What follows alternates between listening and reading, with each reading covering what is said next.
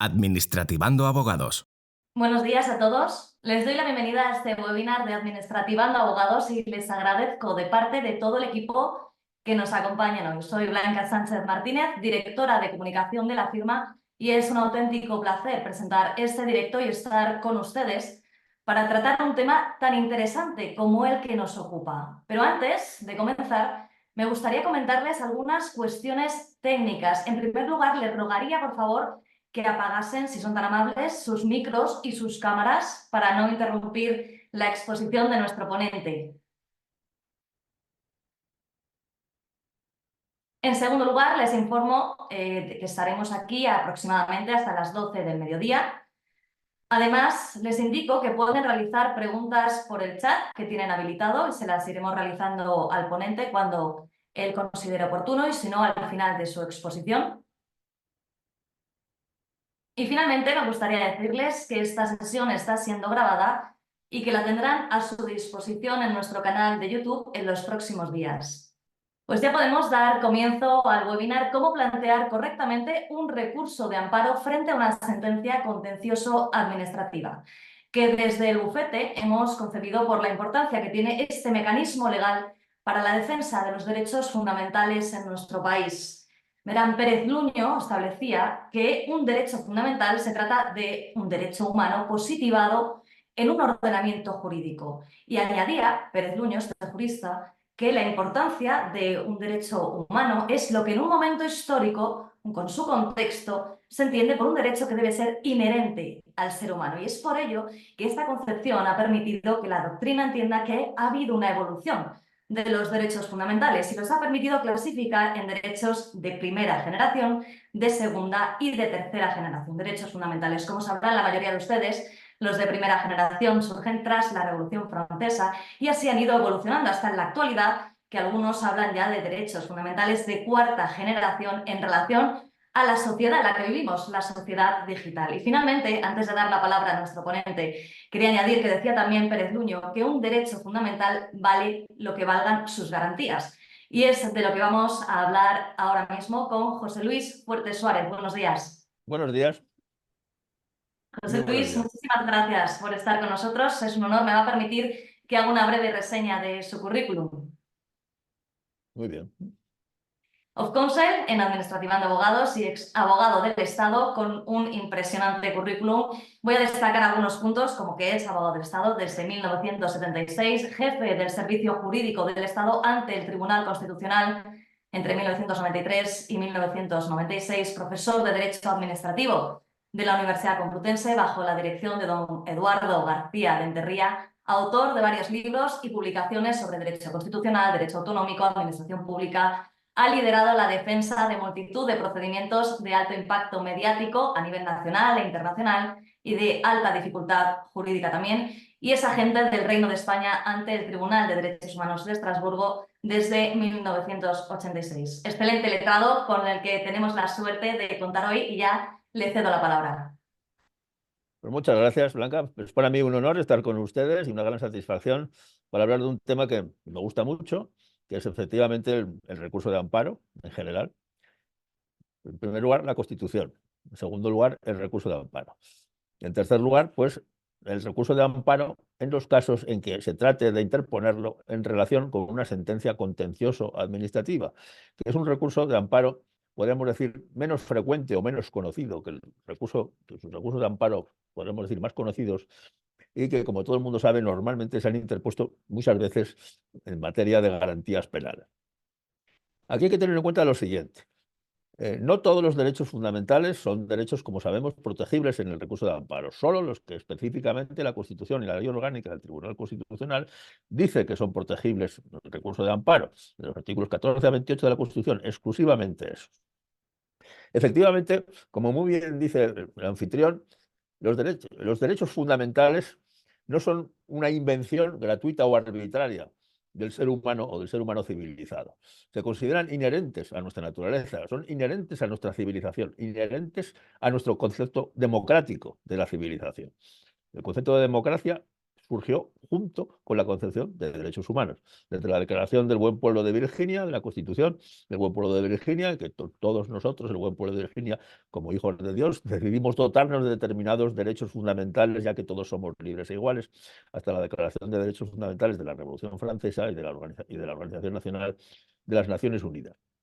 Se considera una parte esencial e irrenunciable de la dignidad humana tal que lo conocemos ahora, aunque no es no se considera en realidad un invento artificial.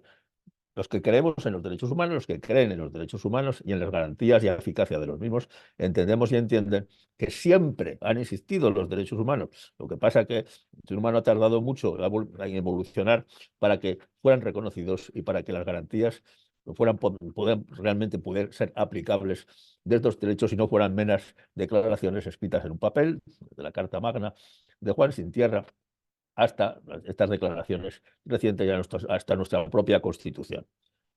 Es un elemento esencial que nos hemos dado los seres humanos para buscar la felicidad en esta tierra.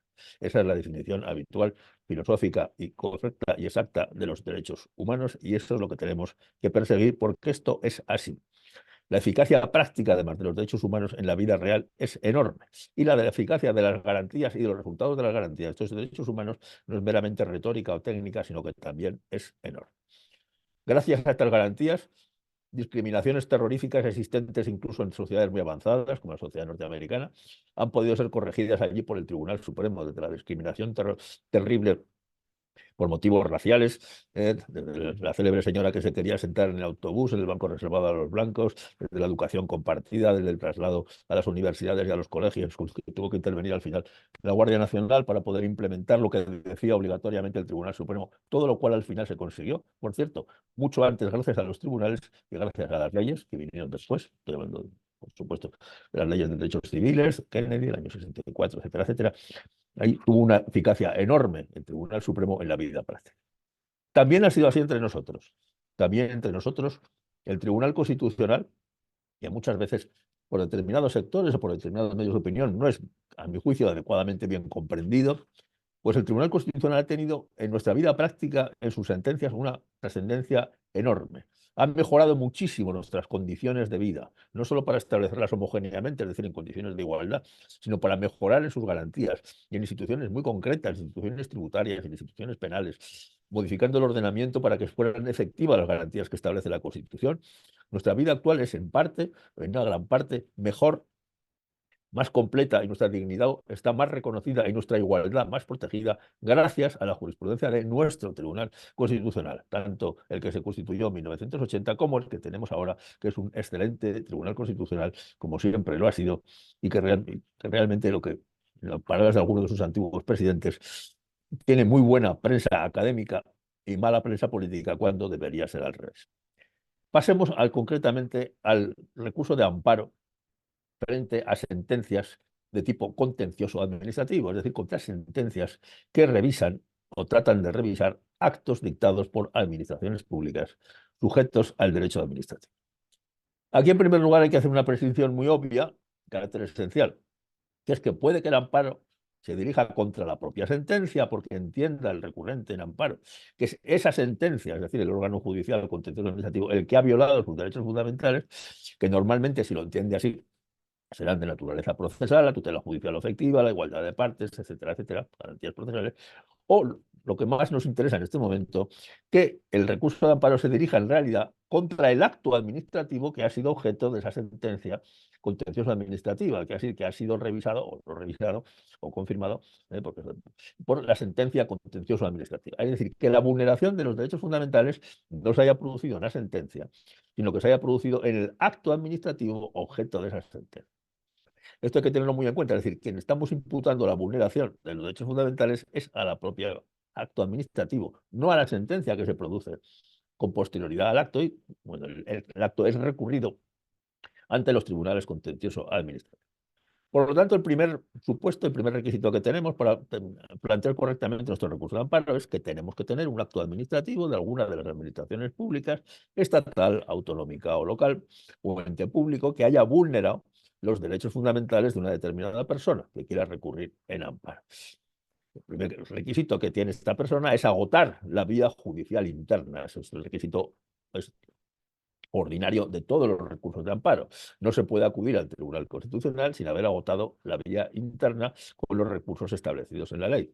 Y en el caso de los actos administrativos es el recurso contencioso administrativo. No podemos acudir al Tribunal Constitucional si no hemos agotado la vía contencioso administrativa.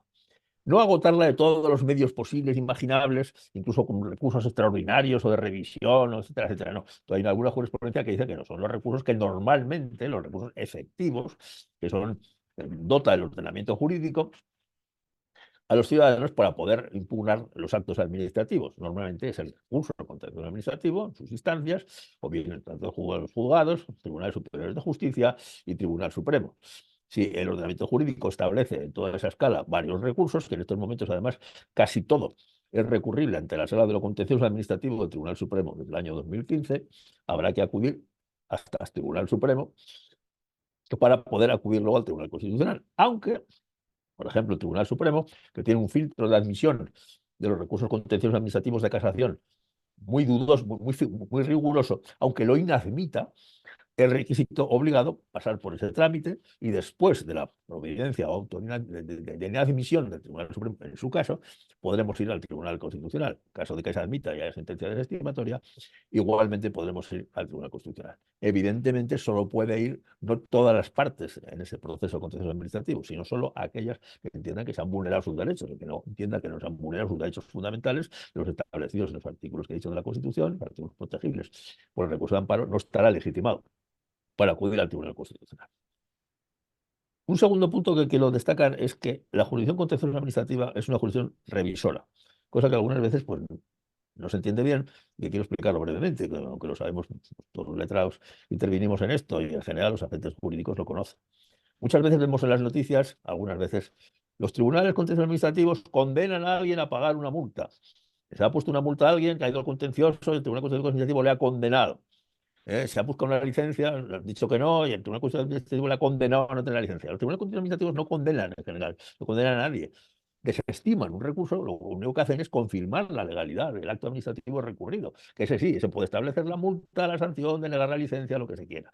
Pero la propia ejecutividad del acto administrativo es la que por sus propios efectos se restablecerá si se desestima el recurso contencioso. El propio tribunal no añade ningún plus judicial de refuerzo, a diferencia de otros sistemas, por cierto, porque en el common law no es bastante distinto.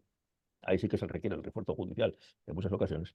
Aquí no añade ningún especial refuerzo judicial a los actos administrativos, que tienen la potestad de autotutela, de ejecutividad, por lo tanto, si las sentencias contenciosas administrativas son desestimatorias, simplemente se ejecutan por sus propios medios sin necesidad de pedir ninguna ejecución al Tribunal Contencioso Administrativo. Hay alguna excepción, como en algún caso de urbanismo, pero en general la regla es esa. Bien, establecidos los presupuestos, tenemos un acto administrativo que viola los derechos fundamentales. Segundo, hemos agotado la vía judicial interna y por lo tanto ya podemos acudir al Tribunal Constitucional. Entonces, estamos ya allí, en el Tribunal Constitucional, y lo primero que se nos plantea es el plazo para acudir al Tribunal Constitucional y los requisitos previos, aparte de agotar la vía judicial interna. El plazo, hay que hacer una precisión importante porque es distinto. En el caso de actos administrativos que vulneran los derechos fundamentales, es decir, el amparo genuino de tipo administrativo, que el plazo normal contra resoluciones judiciales, por ejemplo, los amparos penales. El recurso contencioso administrativo, en el caso de que es lo normal, que se trate de una revisión judicial de un acto administrativo que sea al que se le impute la vulneración de derechos fundamentales, no son los 30 días habituales, sino que son solo 20 días. Es un plazo menor. O sea que algunas veces la gente ignora, cree que el plazo habitual, que es lo aplicable, son 30 días, y no, son 20 días, según dice el artículo 43 de la Ley Orgánica del Tribunal Constitucional. Otro requisito que también hay que tener en cuenta, porque efectivamente algunas veces pues, los agentes jurídicos y los interesados no comprenden bien, es la necesidad o no del incidente de nulidad de actuaciones, que se estableció en la última reforma de la Ley Orgánica del Tribunal Constitucional como requisito previo a poder acceder al recurso de amparo. El incidente de nulidad de actuaciones, por lo que estamos viendo normalmente en los amparos contra los actos administrativos a los que se le impute la vulneración de derechos fundamentales, no será exigible, porque el incidente de nulidad de actuaciones previo al recurso de amparo solo se exige cuando la vulneración del derecho fundamental se impute directamente a la última resolución judicial recurrida en amparo. Es decir, cuando el tribunal que haya dictado la última resolución judicial previa al recurso de amparo, en este agotamiento de la vía judicial interna, haya sido él el que haya vulnerado el derecho fundamental, por ejemplo, el derecho fundamental a la tutela judicial efectiva, puesto que ha inadmitido indebidamente el recurso de casación, o se entiende que ha sido así, o ha vulnerado alguna garantía procesal fundamental, y esto se produce en la última resolución judicial. Entonces, la incidente de nulidad pretende dar una oportunidad a ese mismo órgano judicial a reparar la lesión del derecho fundamental que él mismo ha producido. Entonces el recurrente vuelve a dirigirse a su propio órgano, al último órgano judicial, y le dice: mire usted, entiendo que usted en esta última resolución y por primera vez ha vulnerado el derecho fundamental X, normalmente el artículo 24 o 1.2. Por lo tanto, presentó un incidente de nulidad para que usted restablezca el derecho fundamental y dicte una nueva resolución en la cual ya no se vulnere el derecho fundamental. Con el incidente de nulidad, como sabemos, el plazo son 20 días y se plantea ante el mismo órgano judicial. En este caso sí que es un requisito previo, porque si esto es así y no se hace, no se agota la vía judicial interna, y por lo tanto, si acudimos directamente al Tribunal Constitucional, nos va a decir el Tribunal Constitucional que no hemos agotado la vía judicial interna.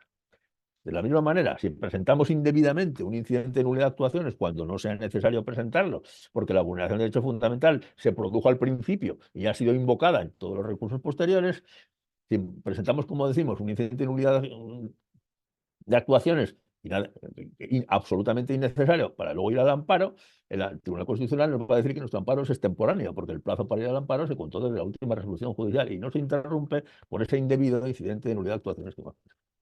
Por lo tanto, tenemos que, en principio, la regla general contra actos administrativos que vulneren, que entienda el recurrente, el interesado que han vulnerado sus derechos fundamentales protegibles por el recurso de amparo, son 20 días hábiles, en forma habitual de la Ley de Enjuiciamiento Civil, de la Ley Orgánica del Poder Judicial, para poder acudir al recurso de amparo. Ese es el requisito del plazo, que es juntamente con el requisito del agotamiento de la vía judicial, son dos requisitos importantes. Los requisitos formales, es decir, la demanda de amparo, están regulados con bastante claridad en la Ley Orgánica del Tribunal Constitucional y no son requisitos, en principio, de difícil cumplimiento. El requisito fundamental que debemos destacar, aparte de razonar la vulneración del derecho fundamental, consignar los hechos, no se puede pedir, como sabemos, en el amparo, la revisión de los hechos. En los amparos no se practican pruebas.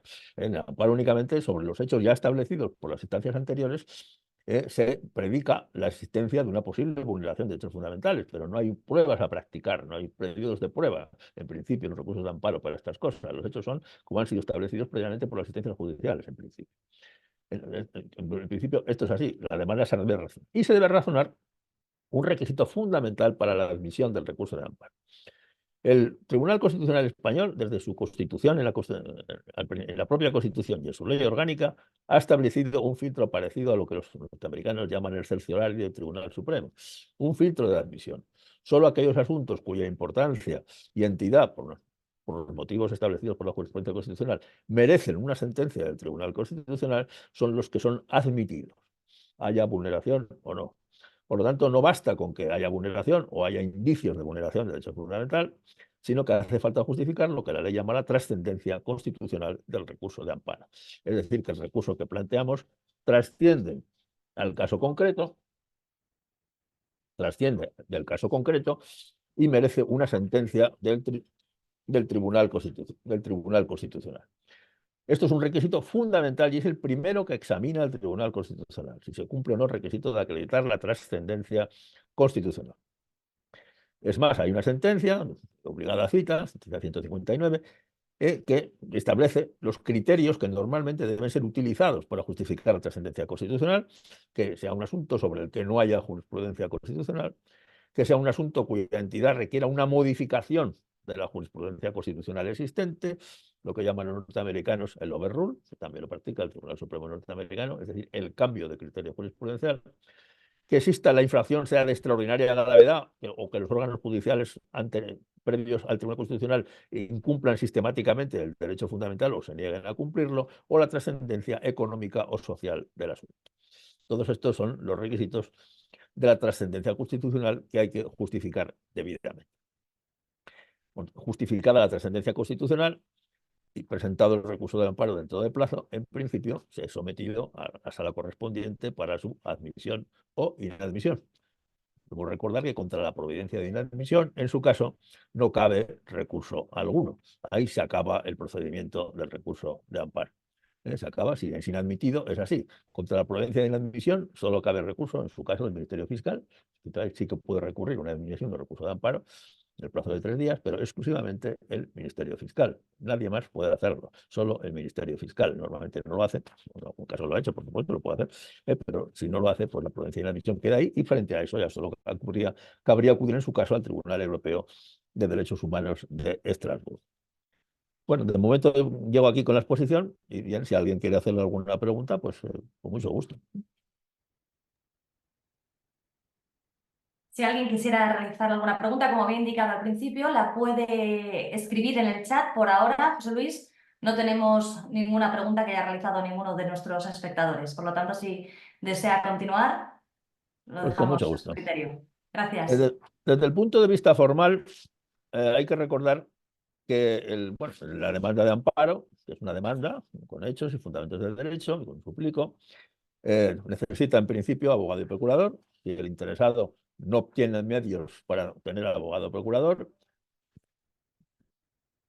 si no tiene medios para tener abogado o procurador, entonces puede solicitar la asistencia jurídica gratuita, trámite que cumplimenta con muchísimo rigor y gran eficacia, debe decirse, el Tribunal Constitucional Español. El Tribunal Constitucional es especialmente cuidadoso con garantizar que cualquier ciudadano tenga derecho al recurso de amparo, aunque no tenga medio ninguno para acudir a abogados o procuradores.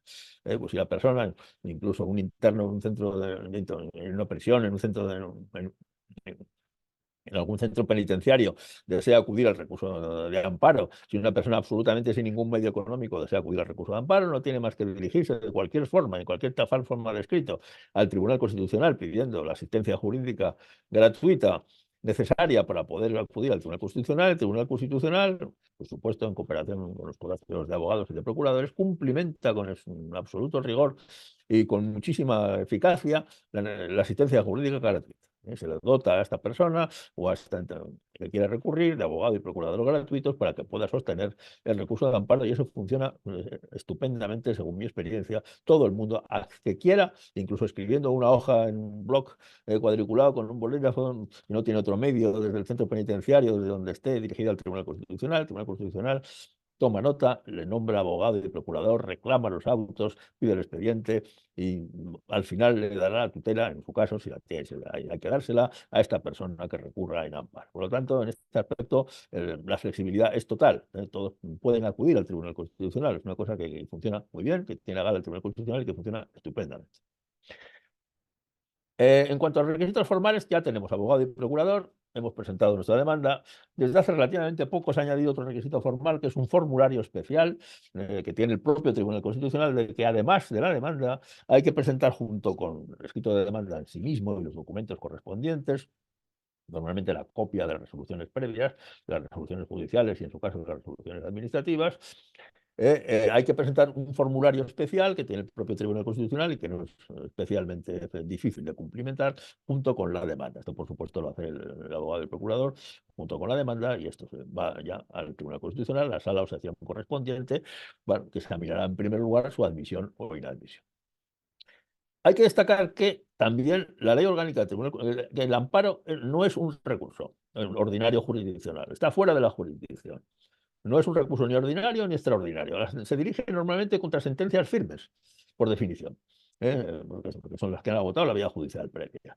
Y no cambia la firmeza de la sentencia final o de la providencia final judicial por interponer el recurso de amparo. ¿Qué quiere decir esto? Que el recurso de amparo, en principio, no tiene ninguna eficacia suspensiva de la ejecutividad, ni de las sentencias, ni de los actos administrativos que constituyan su objeto. Pero la ley orgánica del Tribunal Constitucional, en su artículo 56, prevé que el demandante en amparo puede pedir la suspensión al Tribunal Constitucional de los efectos que considere de imposible o difícil reparación de los actos administrativos o de las sentencias que recurren, en este caso será normalmente de los actos administrativos, puede pedir la suspensión al tribunal. Lo que pasa es que ya hay que saber que, claro, lógicamente, el tribunal no se pronunciará sobre esta petición de suspensión hasta que no se pronuncie sobre la admisión o inadmisión del recurso de amparo. Se pronunciará simultáneamente sobre ambas cosas. Si lo admite, entonces concederá un turno especial de alegaciones específico para justificar la necesidad, en su caso, de la suspensión solicitada, y podrá acordarla o no. Normalmente, vamos, en los casos penales lo que se suele pedir es la suspensión del cumplimiento de las penas de prisión, sobre lo cual hay una jurisprudencia de cuanto a la duración de las mismas, etcétera, pero no en nuestro caso, que son los actos contenciosos administrativos. Aquí se podría pedir la suspensión de actos de contenido económico, por ejemplo, multas o actos de liquidaciones tributarias cuantiosas. Normalmente, si los actos objeto del amparo o sentencias objeto del amparo, en este caso los actos administrativos, son de carácter económico, es muy difícil que el Tribunal Constitucional conceda la suspensión, porque se entiende que todo acto económico, si se ejecuta, es susceptible, en caso de estimación del amparo, de compensación económica posterior, evidentemente. En casos determinados extremos, pues probablemente que ya se pudiera justificar que esto no es así y obtenerse esta suspensión. En algún caso se ha concedido, en caso sobre todo de responsabilidades civiles cuantiosísimas por personas que no estaban prácticamente insolventes, pues entonces, o cosas que expulsiones de la vivienda habitual, que no había forma de subsanar, entonces realmente pues el Tribunal Constitucional concede la suspensión de la sentencia judicial o del acto administrativo objeto del amparo. Si no, normalmente no se concede. Esto es una cosa que hay que tener en cuenta porque los personas creen que si yo he interpuesto mi recurso de amparo, puedo pedir al órgano judicial o administrativo que no haga nada mientras se resuelva el recurso de amparo. No se puede pedir, no hay ningún tipo de efecto suspensivo. Esto es una cosa que hay que tener clara hasta que no haya pronunciamiento sobre la admisión. Y otra cosa también hay que tener en cuenta es la forma de redactar o articular el suplico de la demanda de amparo. La demanda de amparo, al final, tras razonar la trascendencia constitucional del caso y tras razonar la vulneración del derecho fundamental producido, hay que articular correctamente el suplico. El suplico es que se declare la violación del derecho fundamental que se invoca y que se restituya el derecho fundamental vulnerado, o sea, que se restablezca la situación del interesado como si no se hubiera vulnerado su derecho fundamental. Y por lo tanto, pues viene a petición fundamental que se anule la multa en el caso de que se impugna una multa, que se anule la sanción, en el caso de que la vulneración sea de tipo procesal, que se dicte nueva sentencia con observación de las garantías procesales infringidas de carácter fundamental y con relevancia constitucional, etcétera. Es decir, que se pida luego el restablecimiento del derecho fundamental por parte del recurrente. Y en eso el Tribunal Constitucional, pues también ha sido solamente es muy eficaz y muy práctico, restableciendo y estableciendo cómo se restablece el derecho, de los derechos fundamentales. Haré dos precisiones más. Además de todos estos requisitos, otro requisito que no he mencionado es que en la base anterior, a la base judicial anterior, hay que invocar el derecho fundamental vulnerado, no solo formalmente o materialmente. No hace falta citar algunas personas, pues, algunas veces no se cita el artículo concreto de la Constitución vulnerado, pero de la exposición material de todo lo que se ha expuesto en los recursos judiciales anteriores, se ve claro cuál es el derecho fundamental que se quería entender, que se entendía por el recurrente, en fin, que se entendía vulnerado. Por lo tanto, este formalismo se ha relajado muchísimo la jurisprudencia del Tribunal Constitucional. Si resulta con claridad el hecho de que no se haya invocado claramente. Ahora, se tiene que haber invocado, aunque sea materialmente, esta vulneración. Si solo se han invocado vulneraciones de derecho ordinario, pues en teoría el recurso de amparo sería igualmente inadmisible. Aquí ha habido más discusión, pero y aquí hay mucha flexibilidad recientemente del Tribunal Constitucional, que normalmente admite todas estas cosas. Por último, quiero precisar también en este momento que puede ocurrir que el Tribunal Constitucional entienda que la inconstitucionalidad vulneradora de los derechos fundamentales del acto administrativo de las sentencias producidas para revisarlo derivan de la inconstitucionalidad de una ley. Es decir, el Tribunal Constitucional es consciente y dice, esto se ha producido porque efectivamente la Administración ha cumplido la ley, pero como la ley en sí misma vulnera el derecho fundamental que invoca este recurrente, por eso se le ha vulnerado a él, en aplicación de esta ley, el derecho fundamental que invoca. En ese caso, el propio Tribunal Constitucional puede plantear una cuestión de inconstitucionalidad ante sí mismo para resolver si la ley es constitucional o no, cosa que ha ocurrido en alguna ocasión. Bueno, que quería conceder otro turno de preguntas, si es posible. Sí, muchas gracias, José Luis, por toda la estupenda explicación que está dando. Y ya tenemos la primera pregunta que realiza Alex. Si le parece, se la formulo ahora. ¿Se puede acumular en una misma demanda de amparo la vulneración de derechos fundamentales llevada a cabo por la Administración en las actuaciones administrativas con la vulneración del derecho a la tutela judicial efectiva motivada, además por la sentencia que incurre en incongruencia omisiva o error manifiesto? Bueno, esta es una pregunta muy interesante porque esto puede ocurrir perfectamente. Es decir, puede ocurrir que haya una vulneración del derecho fundamental en el acto administrativo inicial, que se ha llevado al contencioso administrativo, y que además, adicionalmente, las sentencias del contencioso que lo han intentado, o sea, revisar, las instancias del propio recurrente, hayan incurrido en nuevas vulneraciones constitucionales. Esto puede ocurrir perfectamente. Esto plantearía el problema de que, por ejemplo, si la sentencia final es donde se produce la violación esta procesal que se puede invocar, haría falta o no, hay en este caso, incidente de nulidad de actuaciones. Pero esto es muy peligroso, porque si se presenta incidente de nulidad de actuaciones, por este motivo ya solo podríamos discutir en amparo la infracción procesal. Eh, ya no se podría discutir la infracción material del acto administrativo, porque en principio esto no se puede hacer. Por lo tanto, yo aconsejo en estos casos que si existe una acumulación de vulneraciones constitucionales, como plantea, en fin, el participante en este coloquio, si hay violación de derechos fundamentales en el acto administrativo y después también hay violación de derechos fundamentales en las sentencias que han recaído con posterioridad, por ejemplo, por incongruencia omisiva o por extra petitum o por ultra petitum, o por vulneración de la tutela judicial efectiva, o por denegación del derecho al recurso, por una admisión indebida del recurso de casación. Lo ideal sería acumular, que es perfectamente posible en la propia demanda, de todas estas vulneraciones. Pero respetar el plazo de los 20 días. El plazo. Claro, no el de los 30, sino el de los 20, porque estamos contra un acto administrativo del cual también estamos diciendo que hay vulneración de derechos fundamentales. Por lo tanto, se aplica el artículo 43 de la Ley Orgánica y son 20 días, no 30. Muchas gracias, José Luis, y muchas gracias a Alex por realizarnos esta pregunta. Si le parece, continuamos entonces con su ponencia. ¿No hay más preguntas de momento? Por ahora no hay ninguna pregunta más. Bueno, una vez que el recurso de amparo, una vez que, en fin, si se inadmite, como decimos, no hay ninguna posibilidad de acudir ya a ningún medio judicial español, y lo único que tenemos es 4 meses, que es el actual plazo para acudir al Tribunal Europeo de Derechos Humanos de Estrasburgo, el Tratado del Convenio de Roma, ratificado por España en 1950 y sus protocolos posteriores, y acudir al Tribunal de Estrasburgo con las mismas pretensiones de vulneración de derechos fundamentales que hemos invocado sin éxito en la vida judicial española y ante el Tribunal Constitucional español. El Tribunal de Estrasburgo funciona, vincula a España y hay veces que ha condenado a España, a pesar de que el Tribunal Constitucional español ha inadmitido o ha desestimado los recursos de amparo. Por ejemplo, un supuesto tremendo, que fue de los primeros casos, fue el caso de las dilaciones individuales del sistema judicial. El caso de la Unión Alimentaria Sanders fue de los primeros de España, en que realmente España fue condenada porque en un pleito que intentó esta sociedad para restablecer sus derechos del tipo que fueran, pues tuvo una duración desmesurada. Y a pesar de, en fin, de todas las explicaciones que se dieron en Estrasburgo, pues Estrasburgo consideró que toda duración de un procedimiento normal que sea superior a un año, a 2 años, pues realmente pues, vulnera los derechos fundamentales a las detenciones judiciales incentivas. Para que Estrasburgo, pues bueno, también puede condenar a una indemnización, a un restablecimiento, pero también con muchas limitaciones, pero también lo puede hacer.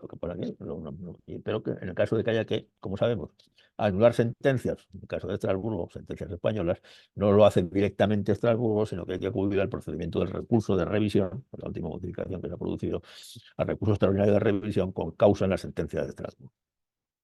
En el caso, sin embargo, ese es el caso en que haya una desestimación del recurso de amparo, pues podemos decir, claro, es la única solución. En el caso de que el Tribunal Constitucional estime nuestro recurso de amparo, el Tribunal Constitucional tiene que restablecer, no solo declarar la vulneración programáticamente, sino decir concretamente en qué consiste el restablecimiento del derecho fundamental vulnerado. Y en el caso de que sea una pretensión anulatoria de un acto de gravamen administrativo, de una multa, de una sanción, de liquidación tributaria, de cualquier cosa que limite los derechos patrimoniales o subjetivos del recurrente, tiene que directamente establecer en qué consiste la reparación. Puede conceder también algún tipo de indemnización, aunque normalmente esto es más restringido y es más raro. Y también debemos recordar que en el recurso de amparo, se estime o se desestime, no hay, en general, vamos, nunca en principio condenan costas. Y el recurso de amparo es gratuito, tanto se gane como se pierda para todas las partes que intervienen en él, salvo un caso extraordinario que el Tribunal Constitucional aprecie mala fe en alguna de las partes, y mala fe existirá, evidentemente, pues si se tergiversan los hechos, se dan informaciones deliberadamente erróneas o fraudulentas al Tribunal Constitucional, presentan documentos falsos, alguna cosa de ese estilo. Entonces, en ese caso sí que el Tribunal Constitucional podría condenar en costas, pero esto más bien es un supuesto más bien podemos decir, insólito. Fuera de ello, como digo, el recurso de amparo pues es gratuito y no tiene más consecuencias. Las consecuencias prácticas que ha tenido la jurisprudencia constitucional de nuestro tribunal en la vida social española son realmente extraordinarias. Y realmente pues, hay muchísimos casos de la libertad de reunión, de la libertad de expresión, hasta cosas concretas de la vida real, como la declaración de Hacienda dividida entre los cónyuges, con la posibilidad de separar la declaración de Hacienda de los dos cónyuges, que al principio no existía y la impuso el Tribunal Constitucional, modificaciones tributarias que se han considerado también inconstitucionales, la aplicación de los beneficios penitenciarios, muchísimas cosas de la vida real de los ciudadanos han sido mejoradas extraordinariamente por el Tribunal Constitucional. Recordemos también las sentencias recientes que ha habido el Tribunal Constitucional en fin, sobre legalización de partidos políticos que se consideraban ilegales por la jurisdicción ordinaria. El caso de Bildu, por ejemplo, el caso de Bildu fue denegada la inscripción como partido político por la Administración. Este partido recurrió todas las instancias judiciales, hasta el Tribunal Supremo incluido, y todas le negaron la inscripción del partido político Bildu, que sabemos perfectamente cuál es. Y fue el Tribunal Constitucional el que admitió su inscripción, entendió que se habían vulnerado sus derechos fundamentales, en caso el derecho a la libertad de asociación y constituirse como tal, y ordenó la constitución legal, hasta el día de hoy, como sabemos, de este partido político. Es un caso concreto, pero también ha habido otros muchos casos en que todo esto puede ocurrir. También la libertad de asociación negativa, el Tribunal Constitucional también ha establecido que no se puede ordenar a los ciudadanos a que se asocien obligatoriamente en nada. La única excepción posible son en los casos en que establece la ley los colegios profesionales, a los efectos exclusivamente de los colegios profesionales. En otros muchos casos la libertad de asociación es tanto negativa como positiva. La libertad de reunión, la libertad de manifestación, el derecho de huelga en todas sus manifestaciones, el derecho de huelga de los trabajadores, la prohibición, en cambio, del cierre patronal por parte de los empresarios. Realmente las sentencias del Tribunal Constitucional del primer momento se podría escribir varios libros sobre cómo han beneficiado la vida social, personal, individual, económica y la dignidad de todos los españoles en todas las manifestaciones de su actividad hasta el día de hoy. Y recientemente las últimas sentencias del Tribunal Constitucional sobre garantías penales son innúmeras las sentencias del Tribunal Constitucional que han mejorado las garantías penales y penitenciarias hasta ahora realmente notabilísimos. Dignos de todo elogio, pero no es que sea la que hay que elogiar a nadie, es que realmente ha establecido lo que tiene que aplicarse como garantías constitucionales para que luego se apliquen con normalidad por los órganos judiciales y por la propia, por la propia administración. Y las últimas sentencias, las sentencias de este último trienio, pues sobre la propia pandemia, porque también fueron importantísimas, declarando hasta qué punto se había extralimitado o no, que sí que lo había hecho, por cierto, la Administración del Estado, en la declaración de la epidemia, en los estados correspondientes especiales que se habían declarado y los efectos de todo ello que habían tenido sobre los ciudadanos. No sé si hay alguna pregunta más. Nos seguimos. Sí, sí que vamos ya acumulando alguna pregunta. Vamos a realizar una de las que han realizado. Aquí tenemos de Roberto Muiño. Escribe: entiendo que puede ser recurrida en amparo una sentencia que en su argumentación jurídica pudiese conculcar un derecho fundamental, aunque el acto administrativo recurrido del que deviene dicha sentencia no incurriese en ninguna conculcación de derecho fundamental alguno. Sí, claro, sí, por supuesto. Eso precisamente me he referido al principio. El amparo, podríamos decir, contencioso administrativo, tal como tenemos enfocado este webinar, podríamos decir normal, sería el amparo contra un acto administrativo que sea en sí mismo el que vulnera los derechos fundamentales. Entonces, se produce la especialidad del plazo, que son 20 días, sin necesidad, en todo caso, de agotar la vida judicial. Pero puede ocurrir que no, el acto administrativo sea un auto legítimo, perfectamente, adecuado a derecho. Se recurre, bueno, adecuado a derechos fundamentales, no adecuado al derecho ordinario, si no, no habría habido recurso contencioso, claro. O sea, que el acto administrativo no vulnere ningún derecho fundamental, que además es lo normal, porque son más bien raros los actos administrativos, pero más bien raros no, hay de todo. Pero bueno, vamos a imaginar que lo que se le imputa al acto administrativo no es que haya vulnerado ninguno de los derechos fundamentales, los artículos 14 y 28 de la Constitución, sino que ha vulnerado el derecho ordinario, el ordenamiento jurídico ordinario. Y frente a eso hemos ido al contencioso. Y el contencioso es el que produce, en el seno del contencioso, se produce la vulneración del derecho fundamental. Se produce el derecho fundamental por incongruencia omisiva, por inaptitud, por extrapetitud, por denegación indebida del derecho fundamental el acceso al sistema de recursos, que hay una jurisprudencia sobre ello, porque ha habido una indebida inadmisión, por ejemplo, del recurso de casación, o porque no se han respetado las garantías procesales que tienen relevancia constitucional, la igualdad de partes, la obligada audiencia, etcétera, etcétera. Si esto es así, entonces claro que se puede ir al amparo. Pero el amparo ya no se dirige contra el acto administrativo, sino que se dirige contra esa sentencia. Y entonces lo único que tener en cuenta es que si se dirige contra la sentencia, si es la última sentencia donde se produce por primera vez la vulneración del derecho fundamental que se invoca, será necesario el incidente de nulidad de actuación. Ahí es imprescindible porque no se puede agotar la vía previa si es el último órgano judicial, por ejemplo el Supremo, el que se le imputa esa vulneración del derecho fundamental. Se tiene que dar la oportunidad al propio órgano judicial de que rectifique esa vulneración. Entonces se hizo para intentar descargar al Tribunal Constitucional de un excesivo número de amparos. Si es alguna sentencia anterior, no, porque ya en el recurso contra esa sentencia, con contencioso administrativo ante el Tribunal Superior, se habrá invocado, lógicamente, esa vulneración. O sea, que si se ha invocado antes, ya no es preceptivo el incidente de nulidad de actuación. Eso por un lado.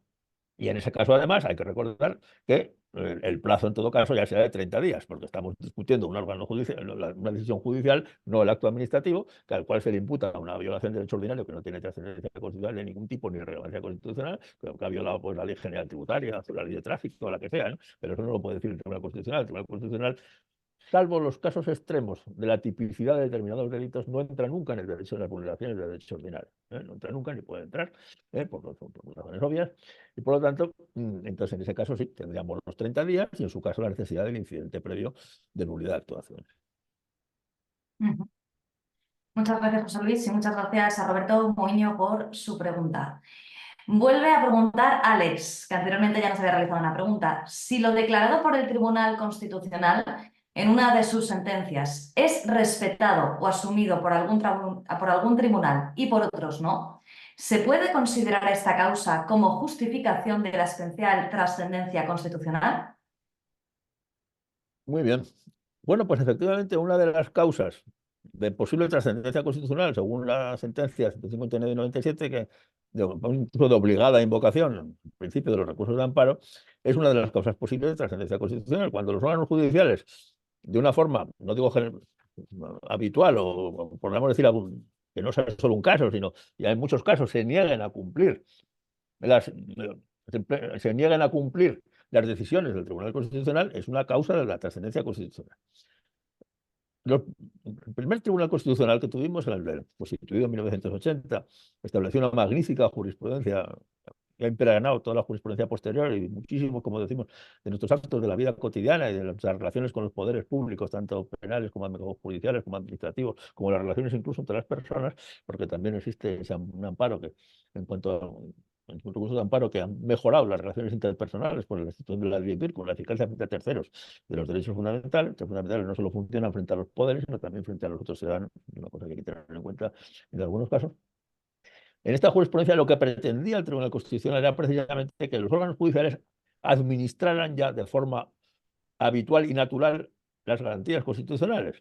Es decir, el Tribunal Constitucional nunca ha pretendido ni puede ser un policía de los derechos fundamentales, con una porra para estar dando porrazos a los órganos judiciales que no cumplen, a las administraciones que no cumplen. Eso no lo puede hacer, no tiene medios para hacerlo ni es su misión, ni podría hacerlo jamás. Entonces, lo único que estableció esta jurisprudencia inicial y la jurisprudencia que está estableciendo para que sin necesidad de nuevas sentencias los órganos judiciales administren con naturalidad la Constitución. Por lo tanto, no sea necesario recurrir en amparo frente a violaciones sistemáticas de la Constitución. Se supone que nuestros órganos judiciales desde hace años respetan la Constitución, la administran con naturalidad, respetan los derechos fundamentales, en nuestras administraciones públicas también, y por lo tanto, ahora, si efectivamente existe un supuesto que por las razones que sea, los órganos judiciales se están denegando la administración de los valores constitucionales, y esto se justifica, mire usted, ha pasado aquí, ha pasado aquí, ha pasado aquí, es una de las causas previstas justamente por esta sentencia para acreditar la trascendencia constitucional del amparo, para imponer una administración efectiva de la Constitución. Esto ha pasado, por ejemplo, en materia de desahucios en algunas sentencias recientes. Muchas gracias de nuevo a este participante, Alex. Y vamos con la pregunta que realiza en esta ocasión Jesús Palacios. En aplicación de la doctrina Sacchetti, ¿se ha reconocido en algún momento la suspensión de la ejecución de la sentencia en supuestos de sanciones económicas de cuantía importante? Pues que yo sepa, no.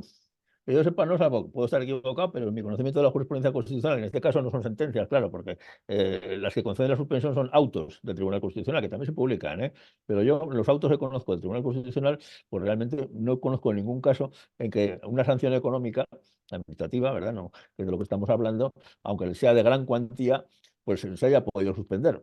Teóricamente sería suspendible, porque si la cuantía es extraordinaria y fuera totalmente imposible de cumplimiento por el obligado a su pago, pues claro, sería imposible decir reparación. Pues el criterio general es que todo tema económico es luego reparable. Por lo tanto, pero que yo sepa, no. Sí que se han suspendido responsabilidades civiles en materia penal por cuantía económica muy elevada. Eso sí, ha habido dos o tres casos que yo conozco perfectamente. Pero sanciones económicas que yo sepa, pues estar equivocado, pero que yo sepa, no se ha producido este tipo de suspensión, aunque se podría producir conceptualmente. Muchas gracias, José Luis, y gracias a Jesús Palacios. Miguel pregunta, si no hay trascendencia constitucional, ¿la vulneración de un derecho fundamental quedará impune? Sí, el Tribunal Constitucional puede inadmitir el recurso de amparo por varios motivos. Recapitulemos brevemente. Por vulneración de las formalidades, estamos fuera de plazo, no hemos invocado y había que haberlo invocado el derecho fundamental previo. No hemos agotado la vía judicial previa. Todos los requisitos formales.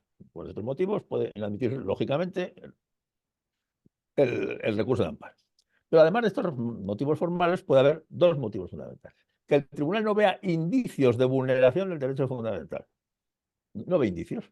Es un juicio indiciario, sumario, porque luego las providencias de inadmisión no tienen casi fundamentación, son 4 líneas. Y te van a decir que el tribunal no aprecia indicios de vulneración constitucional, sin más. No es que lo hayas hecho mal, no es que la demanda esté fuera de plazo, no es que no hayas intentado explicar la trascendencia constitucional, no, nada de eso, no. Es que no ve indicios de que la actuación judicial o administrativa indiciariamente no presenta apariencia de ninguna vulneración de derechos fundamentales. O que no se ha justificado la trascendencia constitucional. Y que no se ha justificado la trascendencia constitucional lo puede decir el Tribunal Constitucional por dos motivos. Por un motivo formal. El demandante no ha razonado sobre la trascendencia constitucional. Ha omitido levantar la carga, pues, como lo que suele decir el Tribunal Constitucional, de explicar, de argumentar de por qué puede existir trascendencia constitucional. No hay ningún apartado en su escrito de amparo que se refiere a la trascendencia constitucional. Por eso es muy aconsejable empezar los recursos de amparo tras el encabezamiento y los hechos con un gran apartado que explique, llamado trascendencia constitucional, y que la razón. Otra cosa es que ese razonamiento lo convenza al Tribunal Constitucional, pero formalmente cumplir el requisito de razonar y razonar individualizadamente sobre por qué en este caso, al juicio del recurrente, existe trascendencia constitucional. O sea, la primera forma de causa de inadmisión por esta causa, como digo, es que no se ha razonado. Se ha omitido explicarle al tribunal, levantar la carga de razonar de por qué. Y claro, y el segundo motivo es que aunque se haya hecho esto por parte del demandante, el tribunal entiende pues que no la hay, que tampoco te va a explicar por qué, porque la providencia es prácticamente sin razonar. El tribunal muy educadamente nos dirá en la providencia que no aprecia que exista una especial trascendencia constitucional en el asunto, con independencia de que haya o no indicios de vulneración del derecho fundamental, con independencia de los requisitos formales, que por supuesto se han cumplido, pues no nos dirían esto, pero que el tribunal, y sin más explicación, nos dice que no aprecia la especial trascendencia constitucional del asunto y por lo tanto inadmite el recurso de amparo. Esto es lo que se llama técnicamente un dictum. Dictum quiere decir resolución judicial sin motivar. Es un privilegio que tiene entre nosotros el Tribunal Constitucional. Es inadmitir sin motivar. Vamos, sin motivar más que de esta forma sucinta que estoy diciendo. Únicamente señala cuál es la causa de inadmisión. Este privilegio de inadmisión también lo tiene el Tribunal Supremo de la Sala Tercera, aunque podemos ir de menor entidad, porque normalmente hay más razonamiento de las providencias de inadmisión. Pero el Tribunal Constitucional tiene este privilegio absoluto, que es el cerciorario. Si no aprecia la especial trascendencia constitucional, te lo dice así en 2 líneas y tal. ¿Queda impune? El único remedio es acudir al Tribunal Europeo de Derechos Humanos de Estrasburgo. O sea, que no tiene por qué quedar impune. En 4 meses podemos ir con esa misma vulneración de derechos fundamentales al Tribunal Europeo de Derechos Humanos de Estrasburgo y decirle al tribunal, el Tribunal Constitucional no me ha satisfecho la vulneración de derechos fundamentales, se la pide a usted y el Tribunal de Estrasburgo. Ha habido muchos casos en que han vendado la plana al Tribunal Supremo Español, tanto en lo penal como en lo administrativo, y ha dicho, sí, tiene usted razón, se ha violado el derecho fundamental y por lo tanto restablezco el derecho fundamental, en algunos casos incluso anulando sentencias del Tribunal Supremo. Eso no es que sea muy frecuente, pero ha ocurrido. Pero el único remedio ya es el Tribunal de Estrasburgo. Debiendo recordar además una cosa, que es que el catálogo de derechos fundamentales protegibles en Estrasburgo es mayor que el del recurso de amparo español. Es decir, al Tribunal Constitucional Español solo podemos ir por los artículos 14 y 28, pero, por ejemplo, no podemos ir contra una vulneración presunta del derecho a la propiedad, que es también un derecho fundamental, que está en la Constitución, pero que no es de los protegibles específicamente por el recurso de amparo, porque está configurado así. Sin embargo, sí que es invocable ante Estrasburgo. Con lo cual, en Estrasburgo, a lo mejor, si estamos invocando una vulneración del derecho de propiedad privada, ya se ha pasado varias veces, no tenemos por qué agotar la vía del Tribunal Constitucional. Porque como el Tribunal Constitucional no tenemos por qué, porque el Tribunal Constitucional lo va a inadmitir innecesariamente porque no es un derecho protegible en amparo. Y ahí perderíamos plazo. Es decir, si ya sabemos que no hay por qué ir, no se puede ir al Tribunal Constitucional, en ese caso, si no se puede ir al Tribunal Constitucional, que sería el caso de derecho de propiedad, sí que, sin embargo, se puede ir directamente a Estrasburgo, porque Estrasburgo admitió el derecho de propiedad como derecho protegible en Estrasburgo en uno de los protocolos adicionales al convenio inicial de 1950. Igual que también en el protocolo 12 admitió una protección de la igualdad ante el propio Tribunal de Estrasburgo mucho más intensa que la que tenía reconocida al principio. Al principio solo era la igualdad en los derechos del convenio y ahora es la igualdad y prohibición de toda discriminación en general. Por lo tanto, por ejemplo, con una vulneración del derecho de propiedad, se puede acudir a Estrasburgo sin necesidad de pasar por el Tribunal Constitucional. Además, sin necesidad, no, es que no se debe intentar el Tribunal Constitucional porque es perder plazo, no es un recurso efectivo. Y si declaran la falta de trascendencia, el único remedio será el Tribunal de Estrasburgo. Muchas gracias y muchas gracias a Miguel. No sé si José Luis le queda algo de su ponencia que decir o realizamos las preguntas finales que nos han enviado.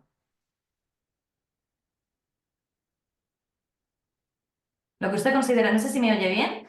¿Me escucha, José Luis? Sí, perdón. Sí, no sé si le queda alguna parte de su ponencia o algo que quiera decir, porque tenemos alguna pregunta más para terminar. Vale.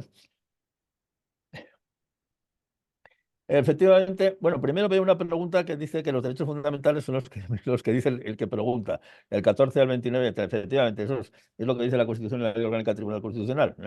Pero bueno, desde luego el derecho de propiedad no, son los protegibles del título de capítulo segundo, título primero de la Constitución, según la Ley Orgánica del Tribunal Constitucional. Y efectivamente también eso es porque se declaró expresamente que era así. Hombre, yo quería decir una cosa muy sencillita, y es que yo, a pesar de las dificultades y restricciones que tiene el recurso de amparo, aproximadamente se presentan unos 8.000 recursos de amparo al año, según las estadísticas existentes. El Tribunal Constitucional tiene obligación de publicar sus sentencias en el Boletín Oficial del Estado y se publican en el Boletín Oficial del Estado. Y ahí podemos ver cuántas sentencias al año se dictan.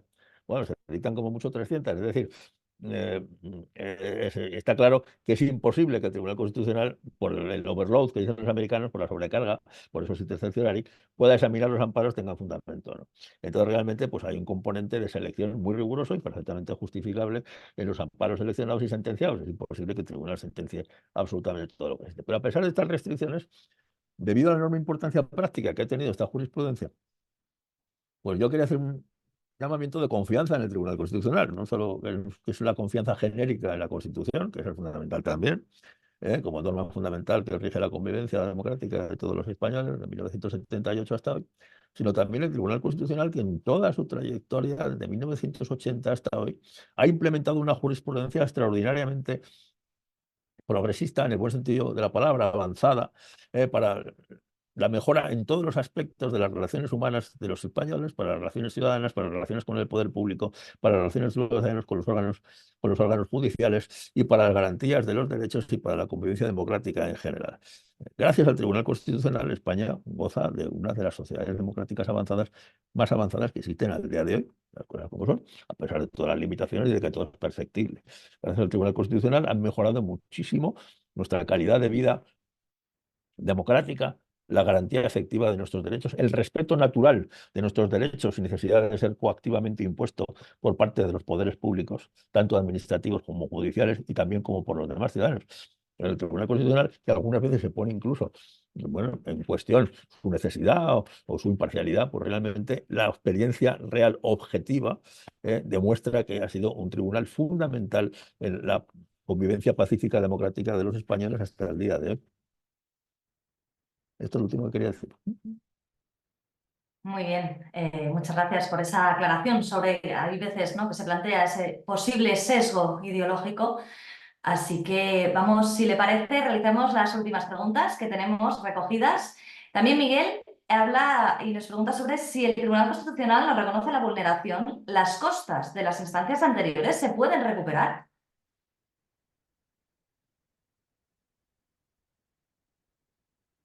Hola. Sí. Bueno, en Dime. principio no. Se reconoce la vulneración, salvo que lo diga expresamente el Tribunal Constitucional, que yo sepa no lo ha dicho nunca, salvo que yo esté equivocado, pues las costas pues realmente no se pueden recuperar. Lo que pasa es que, claro, si se anulan todas las resoluciones judiciales anteriores, si el objeto del amparo incluye por parte del tribunal anular esas sentencias contenían condenas en costas, también se anularán las condenas en costas. Que, por ejemplo, se anula una sentencia penal, caso del penal, no el contencioso, pero también es lo mismo, que tenía una condena en costas, pues claro, no solo se anula la condena, se anula la condena con la condena en costas y la responsabilidad civil y todos los efectos de esa sentencia. En el contencioso, si se anula una sentencia de lo contencioso de la vida anterior que contenía una condena en costas, también se anulará la condena en costas. Por lo tanto, se tendrá que restablecer todo lo que haya ocurrido con motivo de las anulaciones, que el fallo del tribunal disponga que normalmente al anular esas sentencias anteriores se anularán todos los pronunciamientos de esas sentencias anteriores y por lo tanto en su caso también los pronunciamientos de condena en costas, claro que sí. Ujú. Pues finalmente hacemos la última pregunta. ¿Hay estadísticas sobre los derechos fundamentales que más se vulneran, o sea, sobre los que más se interponen recursos de amparo? Sí, hay estadísticas. Lo que pasa es que yo personalmente no las conozco con detalle.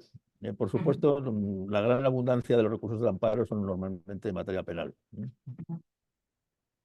Muy bien, Pero vamos, pues basta con examinar las sentencias que se publican en el Boletín Oficial del Estado para ver los perfiles del restablecimiento de los derechos. La gran mayoría, y por lo menos en la última fase del tribunal, pasada la fase inicial, podríamos decir constituyente, es en materia de garantías penales, que son garantías fundamentales junto a los poderes públicos, y en algunas libertades esenciales como la huelga y la reunión. ujú. Pues parece que no hay más preguntas, así que me gustaría darle las gracias, José Luis, por su estupenda, como siempre, exposición. Hemos conocido más profundamente la teoría, pero también la práctica del recurso de amparo, así que muchísimas gracias por haber estado con nosotros hoy. Pues gracias a ustedes. Gracias a ustedes. Y muchísimas gracias también a todos los que nos han acompañado en este webinar. Les invitamos al próximo que realizaremos y que estará publicado en nuestra página web. Y cualquier otra duda que puedan tener nos la pueden escribir por correo electrónico en relación al webinar o a cualquiera de los que vayamos a realizar. Muchísimas gracias a todos en nombre de todo el equipo y buenos días. Muy bien. Gracias a ustedes. Buenos días.